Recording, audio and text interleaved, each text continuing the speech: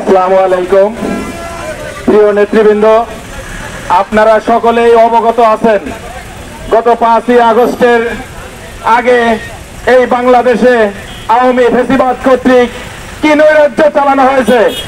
বাংলাদেশের আপামার ছাত্র জনতা এই ফ্যাসিবাদকে নির্মূল করার জন্য রাজপথে নেমে কিভাবে তাজা জীবন দিয়েছে, শুধুমাত্র এই বাংলাদেশকে সংস্কারের জন্য এবং বাংলাদেশ যে লক্ষ্যে স্বাধীন হয়েছিল 1971 সালে, সেই স্বাধীনতার সাথে বাংলাদেশের জনগণ পায়, তারই জন্য আবার 2024 সালে জনগণ জীবন দিয়ে তা প্রমাণ করেছে।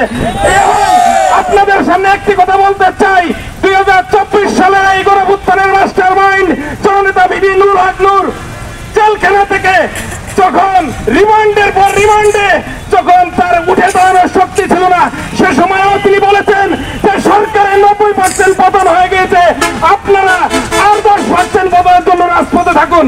আমরা কিন্তু তার কথা মতো রাজপথে ছিলাম এবং স্বৈরাচারের পতন হয়েছে এবং স্বৈরাচারের পরবর্তী সময়, পতনের পরবর্তী সময় আমরা দেখতে পাচ্ছি এই স্বৈরাচার বিভিন্ন জায়গায় তাদের ষড়যন্ত্র অব্যাহত রেখেছে।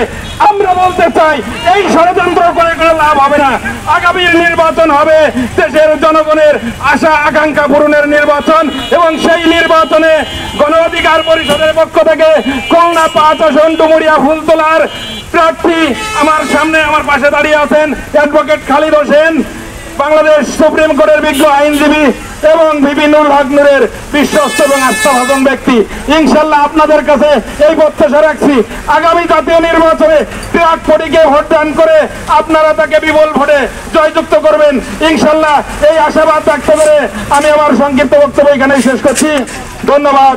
জনতার অধিকার আমাদের অঙ্গীকার।